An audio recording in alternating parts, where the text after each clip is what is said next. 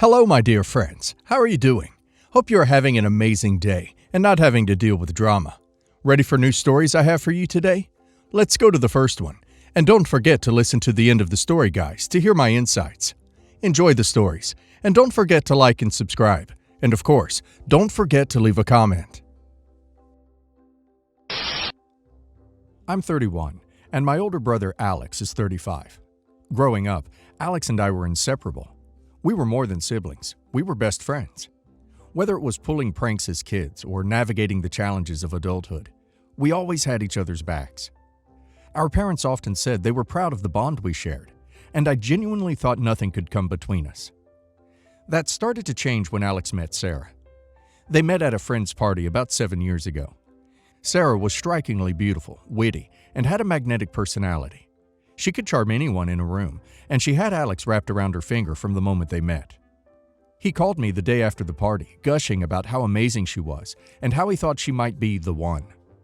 At first, I was genuinely happy for him. Alex had dated casually in the past, but I had never seen him this smitten. Sarah seemed perfect on paper. She had a good job, a nice face, came from a good background. But over time, I started to notice small things that didn't sit right with me. Sarah was the type of person who always had to be the center of attention. At family gatherings, she would steer conversations back to herself, cutting people off if the spotlight shifted elsewhere. She often made subtle digs at Alex, like joking about his dad bod or his basic taste in movies. Alex brushed it off, saying, "That's just her sense of humor." But to me, it felt mean-spirited. There were also times when Sarah's stories didn't quite add up. She'd talk about working late at the office, but then post pictures of herself out with friends at the same time. I didn't think much of it initially. After all, it wasn't my relationship. But the more I got to know her, the more uneasy I felt. After dating for 2 years, Alex proposed to Sarah. He planned an elaborate proposal at a vineyard, complete with a professional photographer and a custom ring. Sarah said yes, and they immediately began planning their dream wedding.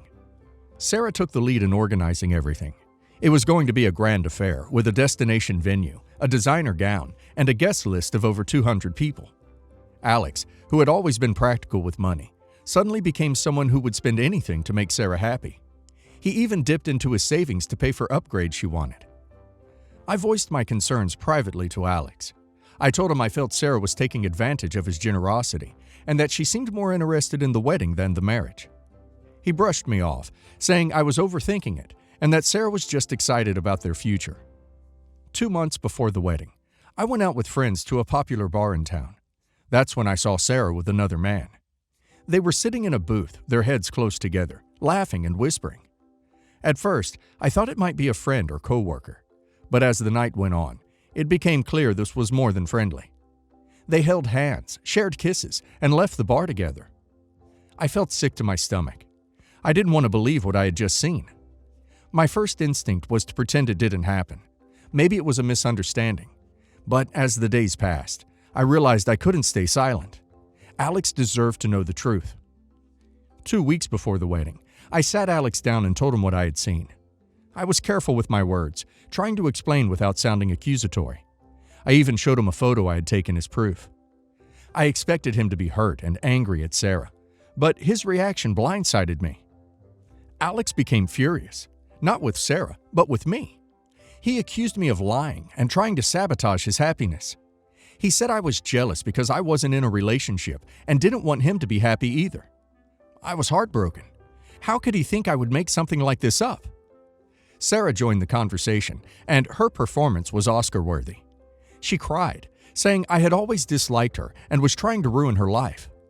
She claimed the man in the photo was just a close friend, and they were celebrating his birthday. Alex believed her without question. The fallout was swift and devastating. Sarah and Alex told our parents and extended family their version of the story, that I was a bitter, jealous liar trying to ruin their wedding. I became the black sheep of the family overnight. My parents were furious. They called me selfish, vindictive, and accused me of being unable to let Alex move on with his life.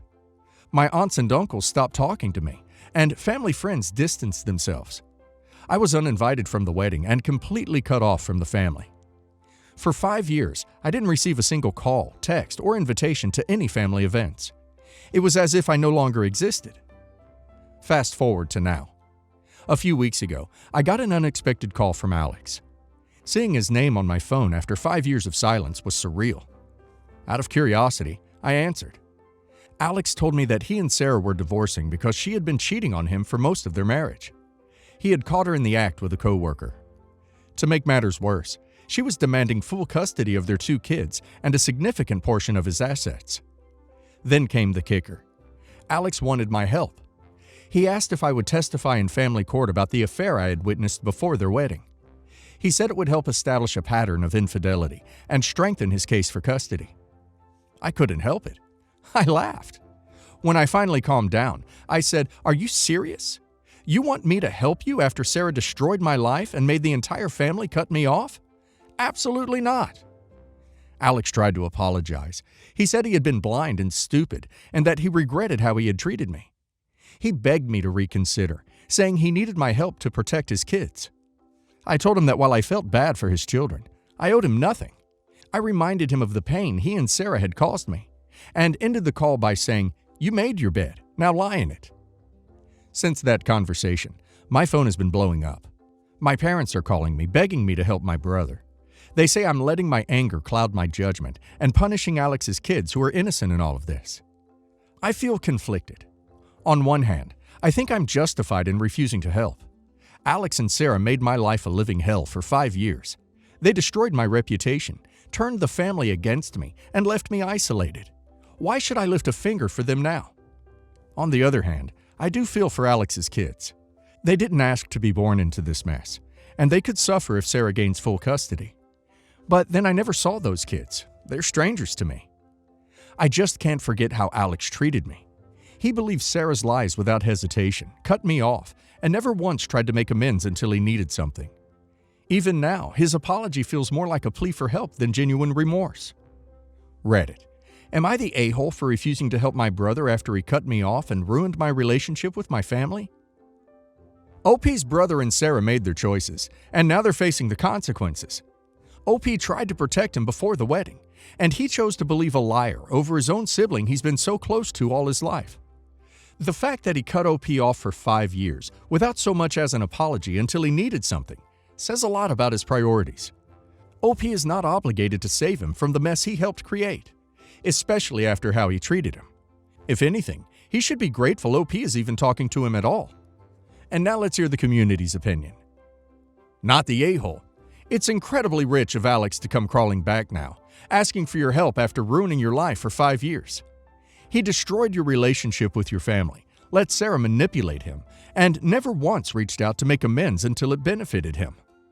His kids are innocent in all of this, but that doesn't mean you're obligated to step in and fix his mistakes. Alex made his bed, and now he has to lie in it. Hopefully this will be a wake-up call for him, but don't feel guilty for protecting your own peace. Not the a-hole. I can understand why this is a tough situation for you. The kids didn't ask to be born into this mess, and it's heartbreaking to think of them being stuck with someone like Sarah. But let's not forget that Alex made a conscious decision to side with her, humiliate you, and cut you out of his life. He turned his back on you when you tried to do the right thing, and now he's only apologizing because he needs you. It's not your job to clean up after him. If you're not ready to forgive, that's valid. Take care of yourself first. Not the a-hole. You've already gone above and beyond for Alex by trying to warn him about Sarah's infidelity before the wedding. He chose to ignore you and destroy your relationship instead. It's ironic that now he wants you to testify about something he refused to believe in the first place. You're not petty or vindictive. You're protecting yourself after years of mistreatment. If the family is so worried about his kids, maybe they should step up instead of blaming you. Stay strong. You've done nothing wrong. My parents disowned me when I was around 15 and kicked me out of the house for being gay and expressing political and religious opinions they disagreed with. Other than the occasional obscenity-laden phone call between us, maybe once a year on average, we don't speak. My parents are very poor and bad with money, and once, several years ago, slightly after my 18th birthday, tried doing something similar. Although it was for an amount of less than $200, and it was for medical living expense for my younger sister, who was a toddler at the time. She needed some over-the-counter meds and some things for school, and they did send me receipts. They never paid me back, despite promises to the otherwise, but I wrote it off at the time and told them if they ever did it again, I'd call the police. And I took protections to prevent something like it from happening again. Or so I thought. Recently, I had a confusing financial message, and a long chain of investigation led me to discover that someone had taken out a credit card in my name and spent over $8,000 in the span of 3 months. I froze it, but have yet to dispart the charges. Called my family and didn't actually think it was them, but checked before going, and it was. My mom told me that my younger sister, who I don't get to speak to often, had developed stage 2 lung cancer. My father is a smoker, which adds credibility to this claim. They cursed me out for demanding proof, but eventually let me speak to my little sister, who was 4, who told me that she had felt horrible and she'd been going to the hospital and missing school because she was sick and that they put wires into her. Parents called me a soulless duck when I requested any other proof, but they did send me a picture of my sister without hair, which had been badly done. This obviously sounds suspicious, but my parents do this for everything when you ask them a question about literally anything, and they always have to me. I remember my mom cursing me out for asking her what her favorite movie was when I was 12.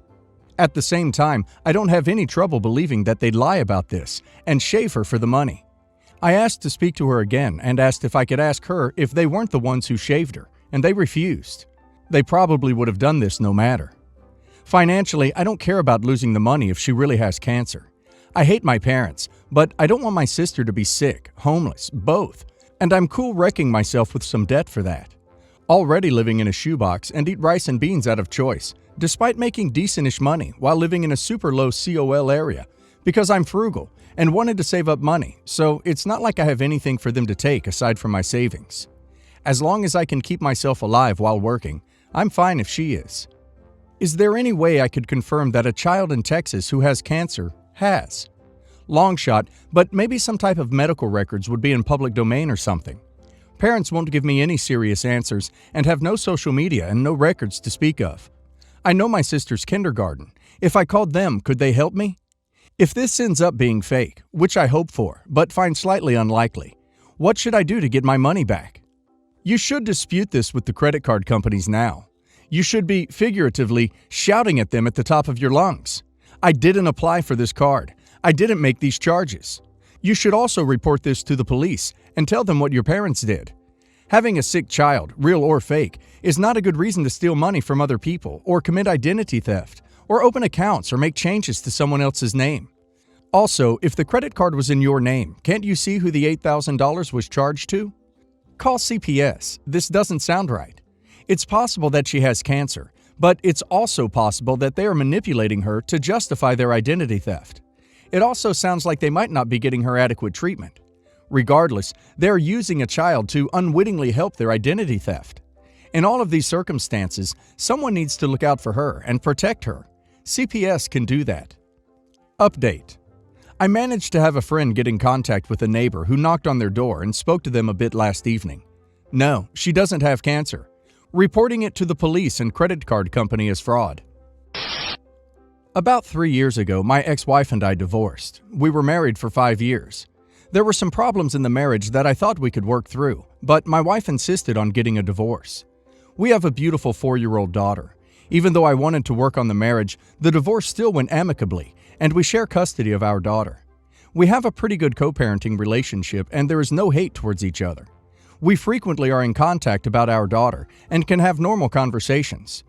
I make way more than my ex, so I do pay a significant amount of child support, but I don't mind it because she is still the mother of my child. When we got divorced, I still saw her as my wife, and I was still somehow hoping that we would get back together. But 2 months after the divorce, she told me she was dating again, and that made a switch go off in my brain. From the moment I knew another man touched her, she lost all value as a wife to me, and I was fully able to get over the divorce. So you could say that her actually seeing other people helped me move on. I only started dating about a year after the divorce, and I quickly met my current fiance, who is truly the love of my life. From the start of our relationship, everything was great. We had the same goals, values, and future plans. After about 3 months of dating, I introduced her to my ex-wife before introducing her to my daughter. My ex always felt some kind of way about her because she was 10 years younger than her. The meeting went okay, but I could feel how tense my ex was, and she all of a sudden started acting different. She started talking about fun things we had done before our marriage and tried to give my girlfriend the image that we were still close, which is not true, and I cleared that up on the spot. Even her body language changed, and it felt like she felt threatened because she was so much younger than her. She did admit that my new girlfriend was a great woman and that she doesn't mind her being around our daughter. I then introduced my fiance to our daughter, and they absolutely love each other. My fiance loves being around my daughter, always plays with her, takes care of her, and does fun activities with her. My daughter also adores my fiance and always asks about her and wants to see her. From the moment my ex-wife met my fiance, she started acting different towards me. When I would pick up or drop our daughter off at her place, she would always be fully dressed with makeup on and everything. She would ask me if I wanted to come in because she just finished making dinner and wanted me to join them. I always politely declined. When my daughter is with her, she would ask her mom to FaceTime me right before bed so I could give her some virtual goodnight kisses, and that was basically it. But after she met my fiance, my ex would try to start conversations with me after our daughter fell asleep, and would try to suggest activities me, her, and our daughter should do as a family, and how much she misses our family being together. I would always tell her that she's not my wife anymore, and that I don't want to do that. Everything in my new relationship went great. My fiance likes posting on Instagram, and she would often post gifts I bought for her in her story, and my ex-wife would see them because she follows her. I bought my fiance a set of diamond jewelry, and she posted it on her story. A couple of hours later, I got a phone call from my ex because she wanted to talk about our daughter, but really just start about my fiance and I. She would say that she saw that gift and that she misses us together. She would start reminiscing on the past and tell me how great the time was we were together. I just told her that if she had nothing else to say about our daughter, that I was going. This would also happen with other gifts. I bought my fiance some Balenciaga shoes she really liked for New Year's and also posted them on her story. I pretty much got the same call from my ex about our daughter, and I had to cut things short again. For our 2-year anniversary, I took my fiance and my daughter on a trip to the Maldives.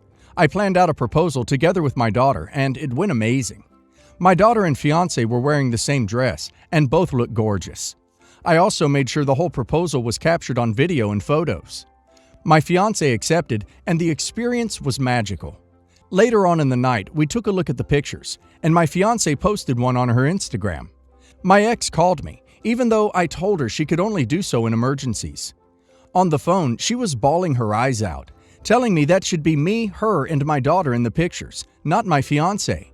She told me that it kills her that I'm marrying someone so much younger than her, and that she feels old and worthless. She was begging me to take her back and to reunite our family. She promised that she would do anything and be the wife I desired. I told her that was never going to happen, that she should get a grip of herself. For pretty much the rest of the vacation, I had to turn off my phone because she wouldn't stop calling me. We are now back at our normal lives, but I'm conflicted about how I should go about the situation.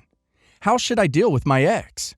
How can I continue to have a healthy co-parenting relationship without my ex interfering with my fiance and I? How can I make sure this whole situation doesn't have a negative effect on my daughter?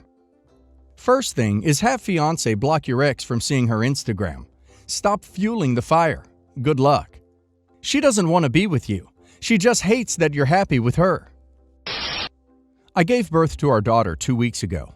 I have red hair and blue eyes, and my husband has blonde hair and blue eyes. Our daughter has grayish-brown eyes and a tuft of dark brown hair, and is a bit darker than my husband or I.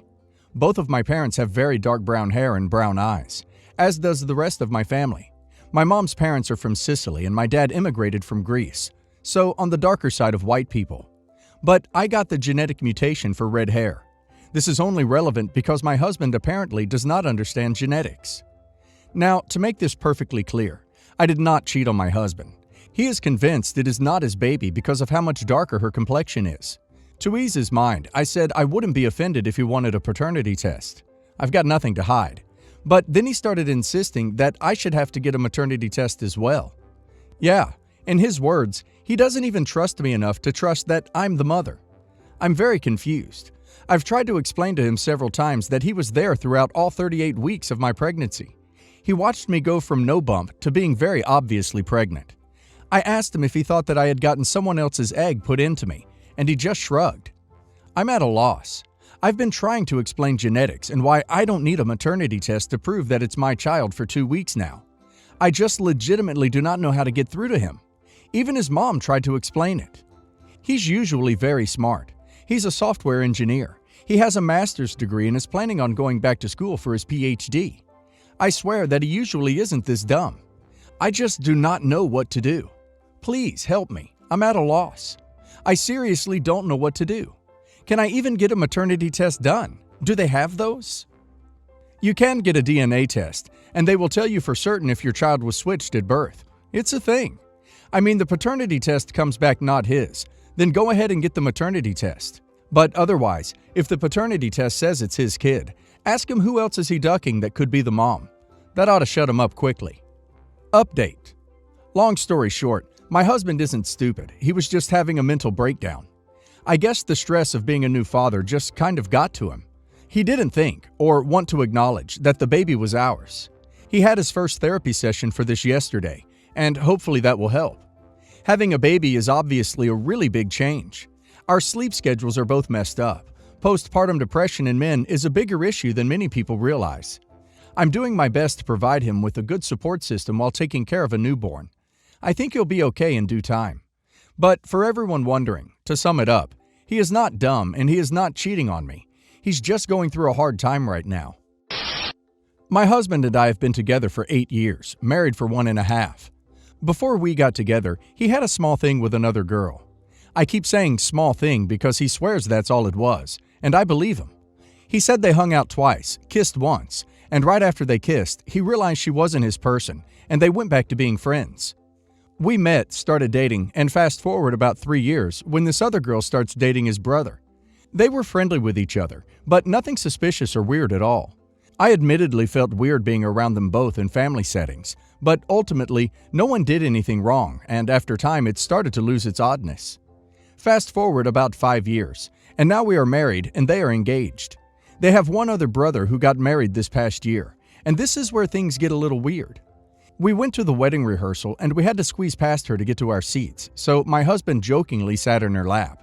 She said, "Woo!" told me to come get him, and invited him to sit next to her. These things alone didn't bother me, but little occurrences kept happening throughout the night. She would turn away from her fiance to have long conversations with my husband instead. Mind you, I was sitting next to him, and she wouldn't include me in the conversation at all, almost to the point it felt intentional. Among other little things, asking him about his favorite sports team, how our dogs are. At one point, she started playing with his hair. Again, none of these things were terrible things to do, but it was enough to make me uncomfortable. So on the way home, I talked to him about it and told him essentially how I felt a little weird seeing these actions given their history. And I asked him to distance himself from her for a bit. Not to avoid her or anything, but not to do things like jokingly sit in her lap. And he said okay. Feel it's important to include, when I told him how I felt, he felt awful. He started crying because he was so upset he made me feel like that. The next day was the wedding, and he tried to keep his distance, but she was all over him. It started again with weird small things. She attempted the isolated conversations, though this time he went out of his way to include me. Then she invited him to go to the bar and get drinks for the table. He invited me too. Then she started comparing him, and this is where I see the red flag. She started playing with his hair again and said something along the lines of, "Your hair is better than your brother's," and throughout the night, she kept going. She told him he was nicer than him. She told him he looked better in a tux than him. She told him he was funnier than him. All of which he basically responded with some version of thank you. On the way home, he was like, "I see what you mean. It's weird." His brother's and her wedding is in a couple months, and I am having so much anxiety. Not because my husband did anything, but because I don't know how to deal with this girl becoming family when I'm fairly sure she still has feelings for him. And neither of us know what to do to distance her. We thought about telling his brother, but we don't want to cause drama. And we thought about talking with her, but we aren't confrontational. I feel it's also important to note she and his brother do not have a great relationship. And I feel kinda shady saying this, but no one thinks their marriage is going to last. He cheated on her more than once, and we have heard her yelling at him in the background of various phone calls. Again, not adding this to be mean, but I feel like it might be playing into her actions. Like maybe she thinks she got the wrong brother or something, and I don't know where to go from here. Were it me, I'd discreetly, but firmly, have your husband tell her he's not comfortable with her behavior and finds it offensive that she'd behave that way while engaged. If she keeps it up, he or another more neutral family member should have a conversation with his brother about the things she says and does.